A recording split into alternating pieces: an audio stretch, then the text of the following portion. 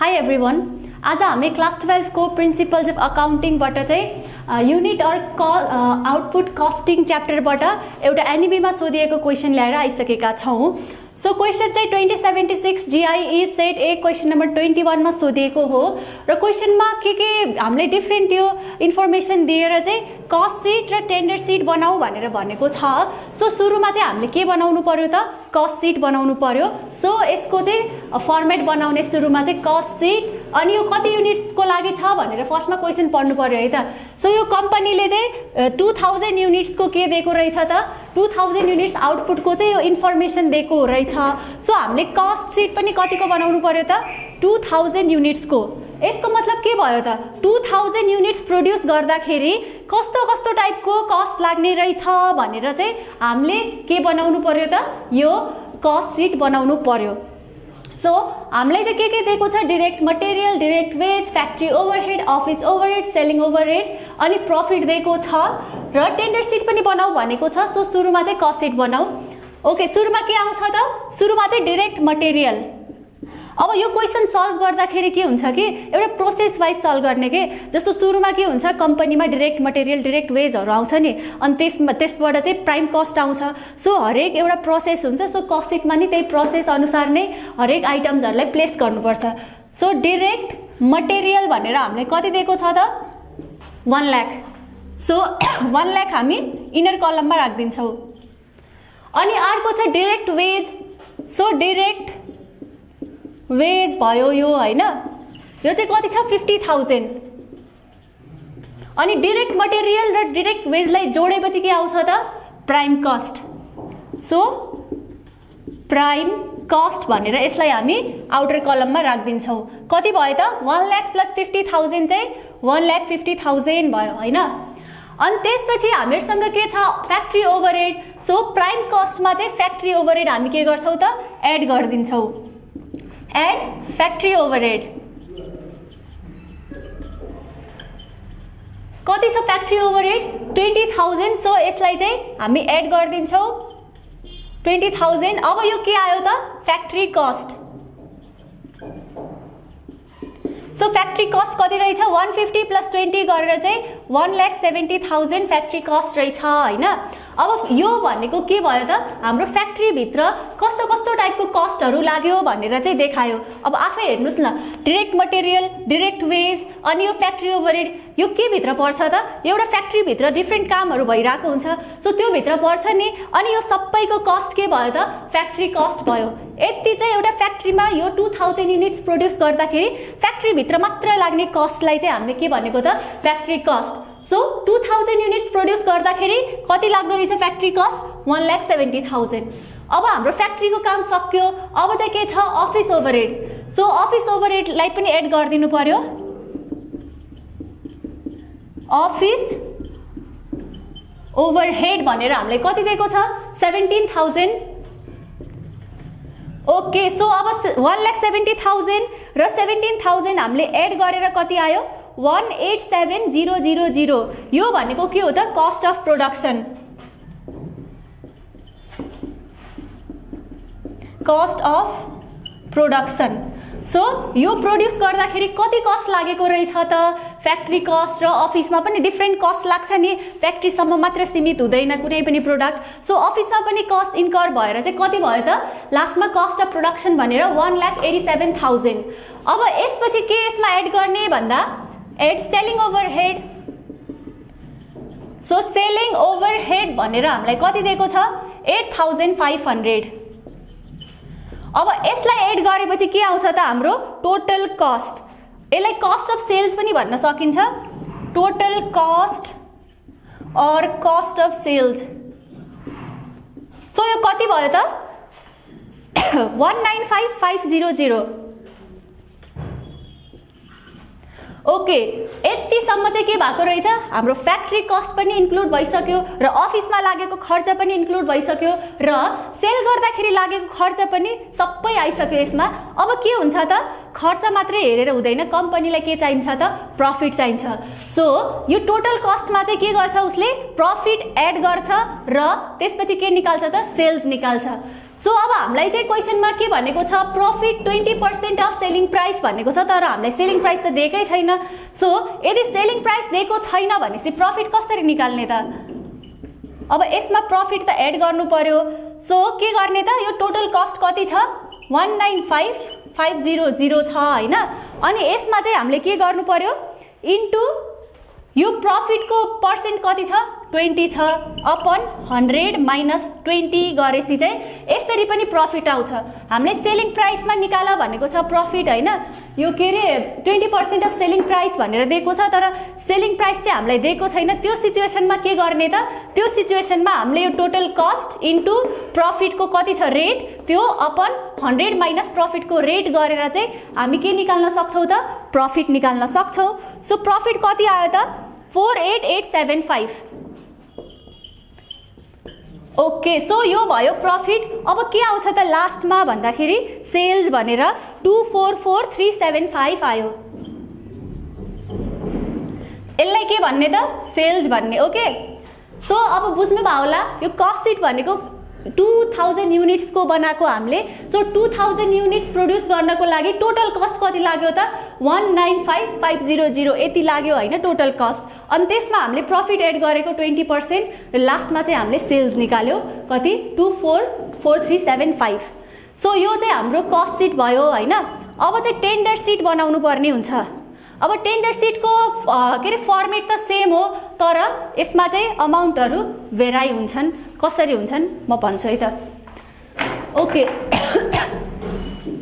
So यसलाई नमेटाइ नै हुन्छ हैन किनभने यसको के रे यो फर्मेट त सेम हुन्छ सो अब हामी कसरी निकाल्छौं त डाइरेक्ट मटेरियल डाइरेक्ट वेज भनेर अब यसमा चाहिँ अलि ध्यान दिनुपर्छ सो सुरुमा के भनेको छ यहाँसम्म त हाम्रो के आयो यहाँसम्म हाम्रो यो कस्ट सिट आइसक्यो हैन अब के भनेको छ the company wants to estimate the total cost and selling price for 400 units it is estimated that cost of raw material will be increased by 10% so हामीलाई माथि कस्ट सिटमा चाहिँ कति युनिट्स को इन्फर्मेसन दिएको थियो त 2000 युनिट्स को तर टेन्डर सिटमा चाहिँ ओन्ली 400 युनिट्स अनि के भनेको छ यो कस्ट अफ र मटेरियल पनि 10% ले इन्क्रिज हुन्छ भनेर भनेको छ सो सुरुमा चाहिँ हामीले के निकाल्नु पर्यो त यो र मटेरियल भनेको डाइरेक्ट मटेरियल छ नि यसको चाहिँ कति रहेछ त एउटा मटेरियलको युनिट कति रहेछ त भनेर सरी एउटा युनिटको चाहिँ त्यो प्राइस कति रहेछ भनेर निकालौ सुरुमा सो 2000 युनिट्स को चाहिँ कति छ त हामीलाई दिएको 1 लाख दिएको छ यो 2000 युनिट्स को चाहिँ 1 लाख हैन ओके अनि त्यसपछि 1 युनिट को कति होला त 1 लाख अपन 2000 सो यो कति भयो 50 भयो 50 पर युनिट सो के भयो त यो डाइरेक्ट मटेरियल जो थियो हैन त्यसको चाहिँ कति रहेछ त 1 युनिट को कस्ट चाहिँ 50 रहेछ अब यसमा के भनेको छ 10% ले इन्क्रिज भएको छ हैन टेन्डर सिटमा त 10% ले इन्क्रिज भएको छ सो के गर्ने त हामीले टेन्डर सिटमा कति राख्ने 50 प्लस यसकै 10% हुन्छ नि 50 * 10 अपन 100 गरेर चाहिँ कति रह्यो त 55 सो 1 युनिट टेन्डर सिटमा चाहिँ कति डाइरेक्ट मटेरियल लाग्दो रहेछ त 1 युनिट डाइरेक्ट मटेरियलको 55 रुपीस अनि हामीले चाहिँ 400 ओके यो त टेन्डर सिट हो नि टेन्डर सिट अनि 400 युनिट्स ओके सो 400 के रे 400 युनिट को कति लाग्ला त भन्दा 400 * 55 सो यो कति भयो 22000 चाहिँ हाम्रो डाइरेक्ट मटेरियल लाग्दो रहेछ ओके सो अब अर्को के छ हामीलाई दिएको भन्दा डाइरेक्ट वेज अब यसमा पनि डाइरेक्ट वेज आउने भयो कस्ट सिटमा मात्रै आउँदैन टेन्डर सिटमा पनि जे हाम्रो कस्ट सिटमा छ सबै टेन्डर सिटमा नि आउँछ सो डाइरेक्ट वेज को लागि हामीले के गर्ने भन्दा पर युनिट कस्ट निकाल्नु पर्यो यसको सो हामीलाई चाहिँ के रे कस्ट सिटमा डाइरेक्ट वेज को कति दिएको छ त रुपीस 50000 सो यो कतिको त कति युनिट को हो त यो कस्ट भन्दाखेरि यो चाहिँ 2000 युनिट्स को चाहिँ 50000 लागेको हो भनेसी 1 युनिट को कति लाग्ला त ओके 2000 युनिट्स यो डाइरेक्ट वेज हो है त 2000 युनिट्स इज इक्वल्स टु 50000 भनेसी 1 युनिट को कति होला त 50000 अपन 2000 सो यो कति भयो 25 rupees 25 per unit. So direct wage के हुने रहेछ त एक युनिटको 25 रुपीस लाग्ने रहेछ। सो हामीलाई चाहिँ डिरेक्ट वेजको केही इन्फर्मेसन दिएको छैन, हामी चाहिँ यही युनिटमा चार्ज गर्छौं। ओके, सो 400 वटा युनिट छ टेन्डर सिटमा इन्टु 25 गरेर कति भयो त यो 10,000 भयो। सो 10,000 हामी यता लेखिदिन्छौँ र यसको टोटल कति भयो त 32,000 हाम्रो प्राइम कस्ट आयो हैन। अब यसपछि हामी के निकाल्छौँ त factory overhead. So factory overhead निकाल्नको लागि हामीले के निकाल्नु पर्यो त पर्सेन्टेज निकाल्नु पर्यो सुरुमा। ओके ओके, सो हामीलाई चाहिँ यहाँ के भनेको छ हेरौँ है त, factory overhead on the basis of direct wage. So factory overhead के को बेसिसमा त डाइरेक्ट वेजको बेसिसमा। अब डाइरेक्ट वेजको बेसिसमा फ्याक्ट्री ओभरहेड निकाल्नु पर्यो। सो हामीलाई चाहिँ यहाँ के अरे हामीले यसलाई हेर्नुपर्छ के पर्सेन्टेज निकाल्नको लागि यो जे इन्फर्मेसन दिएको छ योमा हेर्नुपर्छ हैन। अब के छ डाइरेक्ट वेज भनेर चाहिँ 50,000 दिएको छ अनि फ्याक्ट्री ओभरहेड भनेर 20,000 दिएको छ। सो अहिले हामीले निकाल्ने के हो त निकाल्ने फ्याक्ट्री ओभरहेड हो। सो के गर्ने factory percentage of factory overhead भनेर चाहिँ कसरी निकाल्ने भन्दा फ्याक्ट्री ओभरहेड 20,000 छ हैन, अपन डाइरेक्ट वेज कति छ 50,000 छ इन्टु 100 गरेर कति आयो त हाम्रो 40% आयो। Okay, is equals to 40%। अब हामीलाई चाहिँ यहाँ क्वेसनमा के भनेको छ factory overhead on the basis of direct wage. So यो के भयो त यो 40% भयो हैन। यो के को 40% हो त डाइरेक्ट वेजको 40%। अब हामीले चाहिँ यो 40% यो डाइरेक्ट वेज 50,000 चाहिँ यसमै चार्ज गरेपछि के हुन्छ त रङ हुन्छ। किन हुन्छ रङ किनभने यो त हामीलाई 2000 युनिट्सको इन्फर्मेसन दिएको छ, हामीले अहिले कति युनिट्सको बनाएर यो tender seat only 400 units. So यहाँ टेन्डर सिटमा चाहिँ डाइरेक्ट वेज भनेर कति छ त 10,000 छ हैन। सो 40% अफ 10,000 भनेर हामीले फ्याक्ट्री ओभरहेडमा लेख्नु पर्यो। सो कति भयो त यो 40% अफ 10,000 भन्नाले चाहिँ 4,000 आयो हैन। सो यो 4,000 के हो त फ्याक्ट्री कस्ट हो। अब यो टोटल निकालौ 32,000 प्लस 4,000 गरेर चाहिँ फ्याक्ट्री कस्ट आउँछ 36,000। अब यो कसरी भयो बुझ्नु है त राम्ररी। सो हामीले चाहिँ सुरुमा के निकाल्नु पर्यो त पर्सेन्टेज अफ फ्याक्ट्री ओभरहेड। हामीलाई यहाँ क्वेसनमा के दिएको छ factory overhead on the basis of direct wage भनेको छ। सो हामीले चाहिँ यसमा पर्सेन्टेज निकाल्यो हैन फ्याक्ट्री ओभरहेड र डाइरेक्ट वेज मिलाएर। अब कसरी यो चाहिँ फ्याक्ट्री ओभरहेड किन माथि गयो अनि डाइरेक्ट वेज किन तल आयो सोच्नु भयो होला, किनभने हामीले अहिले फ्याक्ट्री ओभरहेड निकालिरहेको हो अनि के को बेसिसमा त डाइरेक्ट वेजको बेसिसमा, त्यही भएर डाइरेक्ट वेज तल गएको फ्याक्ट्री ओभरहेड चाहिँ माथि। ओके, सो यो के भयो हाम्रो फ्याक्ट्री ओभरहेडको पर्सेन्टेज आयो 40% आयो अनि हामीले चाहिँ यो के अरे यसलाई कति युनिट्सको निकाल्ने हो त 400 युनिट्सको मात्रै निकाल्ने हो। सो त्यही भएर डाइरेक्ट वेज भनेर हामीलाई 10,000 दिएको हो। हामीले चाहिँ यो टेन्डर सिटलाई हेर्ने पर्सेन्टेज यताबाट निकाल्ने र त्यो पर्सेन्टेज चार्ज चाहिँ टेन्डर सिटबाट गर्ने। ओके, सो त्यही भएर 40% अफ 10,000 गरेर 4,000 चाहिँ हाम्रो फ्याक्ट्री ओभरहेड आयो र प्राइम कस्ट र फ्याक्ट्री ओभरहेड एड गरेर फ्याक्ट्री कस्ट 36,000 आयो। अब अर्को छ अफिस ओभरहेड। अब अफिस ओभरहेडको पनि इन्फर्मेसन दिएको छ। Okay, so office overhead and selling expense on the basis of factory cost. So यो चाहिँ केमा बेस भएको रहेछ त फ्याक्ट्री कस्टमा। अब हामीले अघि भर्खरै टेन्डर सिट कस्ट सिटमा चाहिँ फ्याक्ट्री कस्ट भनेर कति निकालेका थियौँ। ओके, सो 1,70,000 हामीले निकालेका थियौँ हैन। 1,70,000 चाहिँ यो फ्याक्ट्री कस्ट थियो, हामीले कस्ट सिटमा निकालेका थियौँ। एकचोटि रिमाइन्ड गरेर हेर्दा हुन्छ हैन। अनि फेरि के भनेको छ office overhead on the basis of factory cost. So office overhead भनेर चाहिँ हामीलाई 17,000 दिएको छ इन्टु 100 गर्ने। यो भनेको के हो पर्सेन्टेज अफ अफिस ओभरहेड। यो कसरी आयो त हामीलाई यहाँ के भनेको छ office overhead on the basis of factory cost भनेको छ। सो त्यही भएर चाहिँ अफिस ओभरहेड भनेको हामीलाई यहाँ 17,000 दिएको छ तर के को बेसिसमा फ्याक्ट्री कस्टको। र फ्याक्ट्री कस्टको हामीले अघि भर्खरै कस्ट सिटमा निकाल्यौँ 1,70,000 अनि त्यो गरेर चाहिँ हाम्रो के आउने भयो त पर्सेन्टेज अफ अफिस ओभरहेड र यो कति आयो त 10%। ओके, सो यहाँबाट चाहिँ हामीले के निकाल्यौ त यो फ्याक्ट्री ओभरहेड सरी अफिस ओभरहेडको पर्सेन्टेज निकाल्यौ अब यसलाई हामीले के गर्नु पर्यो टेन्डर सिटमा प्लट गर्नु पर्यो सो एड अफिस ओभरहेड भनेर अब कति लेख्नु पर्ला त 10% अफ यो फ्याक्ट्री कस्ट हेर्ने अहिले ओके सो 36,000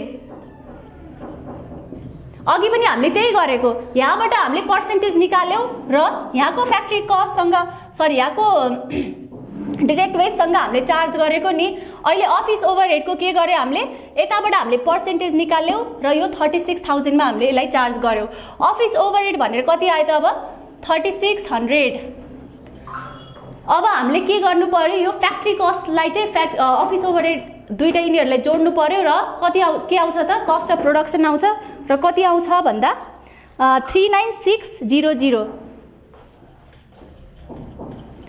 ओके सो अब हाम्रो के आयो कस्ट अफ प्रोडक्सन आइसक्यो यसमा चाहिँ हामीले के एड गर्नु पर्यो त सेलिङ ओभरहेड र हामीलाई सेलिङ ओभरहेडको पनि इन्फर्मेसन दिएको छ on the basis of what on the basis of factory cost so हामीले चाहिँ के गर्नु पर्यो फ्याक्ट्री कस्ट भनेर भर्खर 1,70,000 हामीले हेरिसकेका छौँ हैन सो यसमा के छ सेलिङ एक्सपेन्स र हामीलाई सेलिङ एक्सपेन्स भनेर कति दिएको छ त 8500 यो के हो percentage of selling overhead so यो कति भयो त अब इन्टु 100 गरौँ हैन सो कति पर्सेन्टेज आयो 5% सो यो के हो पर्सेन्टेज अफ सेलिङ ओभरहेड अब यसलाई चाहिँ हामीले केमा चार्ज गर्नु पर्यो त यो फ्याक्ट्री कस्ट 36,000 मा चाहिँ यसलाई चार्ज गर्नु पर्यो सो 5% अफ 36,000 कति भयो त सरी ओके सो यो चाहिँ 1800 भयो हैन सो यसमा कति लेख्ने 1800 र अब हामीले के गर्नु पर्यो यो कस्ट अफ प्रोडक्सन र सेलिङ ओभरहेडलाई एड गरेर टोटल कस्ट और कस्ट अफ सेल्स निकाल्नु पर्यो र यो कति भयो 41400 41,400 चाहिँ हाम्रो के आयो त टोटल कस्ट आयो अब हामीले के गर्नु पर्यो प्रफिट निकाल्नु पर्यो र प्रफिट भनेर हामीलाई चाहिँ 20% अफ सेलिङ प्राइस भनेको छ तर हामीले सेलिङ प्राइस दिएकै छैन सो त्यही भएर हामीले के गर्छौं त अघि जस्तै गर्छौं यो टोटल कस्टमा चार्ज गर्छौं र कसरी हेरौँ है त 41400 यो चाहिँ हाम्रो के भयो टोटल कस्ट र इन्टु के गर्ने 20 हाम्रो प्रफिट पर्सेन्ट हो अपन 100 इन्टु सरी 100 माइनस 20 र यो कति आयो त भन्दा 10350 10350 आयो हाम्रो चाहिँ प्रफिट र अब हामीले के गर्नु पर्यो यो टोटल कस्टमा चाहिँ प्रफिट एड गरेर सेल्स निकाल्नु पर्यो र त्यो कति भयो 51750 ओके सो यसरी हाम्रो टेन्डर सिट पनि बन्यो हामीले कस्ट सिट बनायौं 2000 युनिट्सको र यो टेन्डर सिट चाहिँ कति युनिट्सको हो त 400 युनिट्सको सो एकचोटी अझै कन्फ्युज भएपछि अझै एकचोटी राम्ररी भिडियो हेर्नु होला यो सजिलो छ एकदम सजिलो छ अलि कन्फ्युजिङ लाग्न सक्छ तर राम्ररी प्रोसेस वाइज यस्तो बुझेपछि चाहिँ यो सजिलो छ so if any further confusion हामीलाई भन्न सक्नुहुन्छ थ्यांक यू